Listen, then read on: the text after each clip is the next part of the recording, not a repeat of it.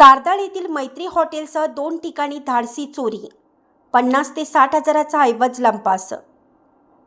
तारदाळ गौरीशंकर नगर रोडवर असणाऱ्या मैत्री हॉटेलमध्ये अज्ञात चोरट्यांनी चोरी करून हॉटेलमधील असणाऱ्या साहित्याची चोरी करून सुमारे 40 ते 50 हजार रुपयांचा ऐवज लंपास केल्याची घटना शुक्रवारी उघडकीस आली आहे।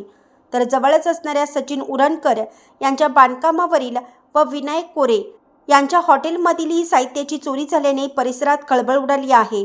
एकाच रात्री झालेल्या 3 चोऱ्यांमुळे व्यावसायिकांमध्ये व नागरिकांमध्ये भीतीचे वातावरण निर्माण झाले आहे।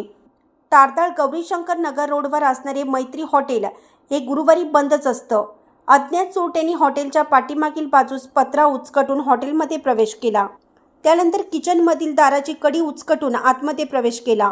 यामध्ये 3 सिलेंडर टाकी, 7 ते 8 मोठे पातेले यासह अनेक वस्तू घेऊन पोबारा केला। तर जवळच घराचे बांधकाम सुरू असणाऱ्या सचिन उरणकर यांच्या शेडमध्ये प्रवेश करून चालू असणारा सीसीटीव्ही कॅमेरा वर उचकटून 3 कटर मशीन, 1 वेल्डिंग मशीन लंपास केले आहे। तसेच विनायक कोरे यांचा गौरीशंकर नगरमध्ये चहा व नाश्त्याचा व्यवसाय आहे। या हॉटेलमधील चोरट्यांनी सिलेंडर टाकीसह किमती वस्तू घेऊन पोबारा केला आहे। गेली 1 महिना तारदाळ परिसरात चोरट्यांनी मुक्काम केला असून चोरट्यांचा धुमाकूळ परिसरात सुरूच आहे।